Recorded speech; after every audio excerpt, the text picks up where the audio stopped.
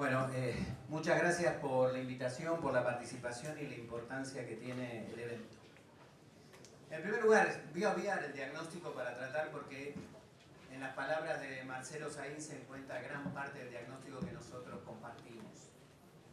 Quiero situarlo en algunos problemas del diagnóstico y después lo que queremos hacer propuestas para que sean tomadas en cuenta en la agenda legislativa de este año y en las políticas de la provincia de Buenos Aires. El primer elemento que queremos nosotros marcar, de acuerdo a lo que decía recién Marcelo. Nosotros somos críticos de la política de seguridad en la provincia de Buenos Aires.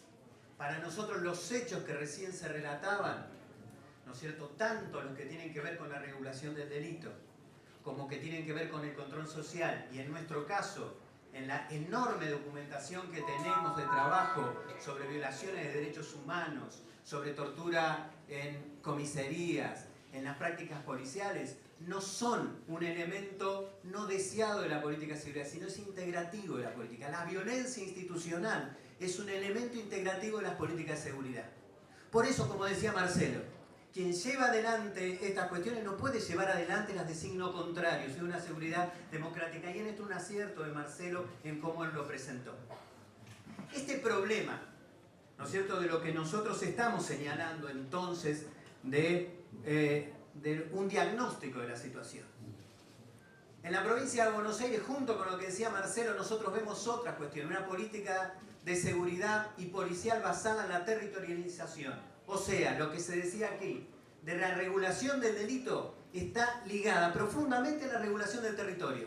Y está pensada así la estructuración de la policía de la provincia de Buenos Aires. No está pensada en el sentido de una política dirigida a las grandes bandas o al delito complejo, sino justamente el dominio territorial. Eso pone el eje clasista que recién decía Marcelo. ¿Dónde está el eje de la política? Y está en el control social de los sectores más excluidos.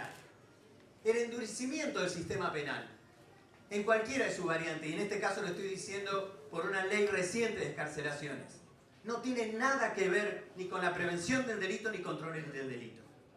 Tiene que ver con dar facultades arbitrarias a esta policía que nosotros estamos criticando. A esta policía que se dice que es para el control de armas, pero en realidad no tiene nada que ver con el control de armas. Derrumba el principio de inocencia y crea las facultades más arbitrarias para que todos sabemos cómo se utiliza el perro, o sea, el arma falsa que llevan, para generar situaciones. ¿Eso qué da en esta policía además? La posibilidad de generar y armar más causas.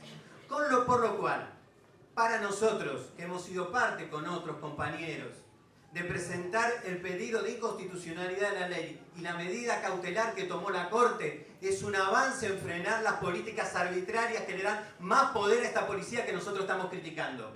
Y sustenta un concepto básico, que es que la institucionalidad democrática tiene que garantizar la presunción de inocencia. Y allí sea esta medida cautelar, que esperemos que se lleve a fondo y que la legislatura derogue entonces la ley que se había llevado a cabo, ¿no es cierto?, lo que genera es más capacidad de institucionalidad democrática y se pone en fila con los fallos de la Corte, especialmente en el fallo Berbisky.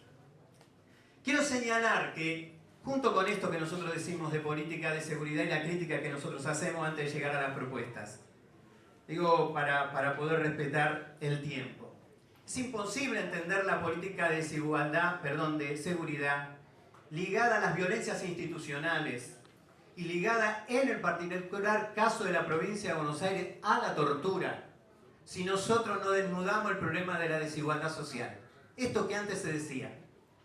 El efecto de los 90 fue naturalizar la desigualdad, no solo de los 90, pero de los 90 fue naturalizar la desigualdad. La naturalización de la desigualdad lleva a naturalizar la violencia contra los otros. ¿Quiénes son los otros? Son los sectores empobrecidos, son los sectores con menos voz, son los sectores sociales a los que se refería antes Marcelo. Desigualdad y violencia institucional van de la mano. Por lo tanto, neutralizar, derrotar al relato de la desigualdad y desarrollar políticas de inclusión también tiene la contracara de derrotar y reemplazar al relato que constituye a un otro peligroso, que finalmente es el joven de nuestras barriadas. Es un proceso conjunto, por lo tanto, la política de seguridad no es solo una política policial ni judicial. Es una política de un Estado y de un proyecto político que contiene enorme cantidad de actores y de agencias que trabajan. Y por eso el problema es la conducción.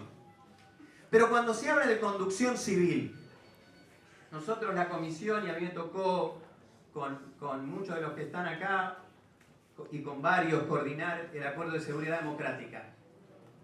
Nosotros trabajamos sobre el problema del autogobierno y de la autonomía policial. Pero no es, hay que entenderlo eso en nuestra modesta impresión, como una idea de que el gobierno civil no sabe o no puede, sino que es parte integrativa del proyecto político que haya autonomía policial. No es un miramos para otro lado, sino este es nuestro proyecto. Por eso nosotros decimos que cambiar y construir un gobierno civil democrático de la fuerza de la política de seguridad implica cambios políticos profundos, que es lo que antes, comparto también lo que antes decía Marcelo. Creo, como decía el TACA, y ahora voy a las propuestas y termino con esto, se avanzó mucho desde el plenario anterior, hay una serie de políticas que se dieron en marcha. ¿Qué desafío tenemos sobre la policía judicial? Que una excelente ley, con todos los cambios, en la implementación no se dará derrote. Porque lo peor que nos puede pasar es que una ley que apunta a una reforma profunda sea derrotada en la implementación. Porque lo que viene después es que en realidad la política reformista era la responsable de no solucionar los problemas. Por eso, la primera recomendación. En la ley hay un observatorio legislativo que hay que ponerlo en marcha rápidamente, convocando a las organizaciones que formamos parte de esta discusión para controlar cómo se hace. Cuando hablamos de democratización de la justicia, no solamente es en términos federales, es en términos de la provincia de Buenos Aires. Termino, ya me veo al TACA avanzando. ¿Qué más? Termino además en policía judicial. Lo de policía judicial habría otro punto central, que recién se dijo. Nosotros necesitamos en el camino de diseñar una política de seguridad democrática, transformar la estructura de la policía. La Comisión Provincial por la Memoria lo que se propone compartir con ustedes, ir en ese camino. Cambiar este año, proponer que logremos construir con consenso un proyecto de ley de transformación de la bonaerense y de transformación del servicio penitenciario. Porque eso empieza a generar una agenda que continúa en el tiempo, ligada a la lucha por la implementación. Y en este sentido yo creo que hay que reivindicar, y termino acá con dos cosas. La campaña contra la violencia institucional que se está llevando adelante en el país es parte no solo de un rescate de las víctimas, es un debate cultural que nosotros damos en todas las instancias. Acá está Leo Grosso, que es uno de los impulsores. Nosotros, en ese camino, en el mismo camino, la Comisión Provincial, el 8 y 9, ahora de marzo, hace un congreso de su red. Y queremos invitarlos. Nosotros queremos plasmar en la provincia de Buenos Aires con un lema que tiene que ver con dos cuestiones para nosotros básicas. Uno, el tema de la niñez, una campaña. Carlos Cajade, muchos de ustedes conocen al cura Carlos Cajade, miembro de nuestra comisión que se dedicó a los niños.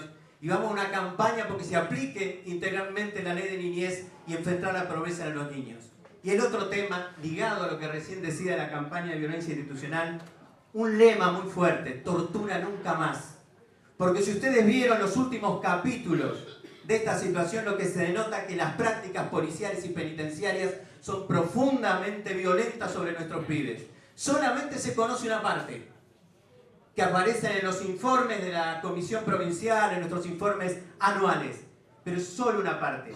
La lucha por derrotar eso es una lucha donde hay que comprometer enorme cantidad. No basta con lo que estamos convencidos. Tenemos que luchar contra la naturalización de la violencia contra nuestros pibes, que muchas veces una parte de nuestra sociedad mira para otro lado cuando un pibe es torturado en alguno de los lugares del cielo. Muchas gracias.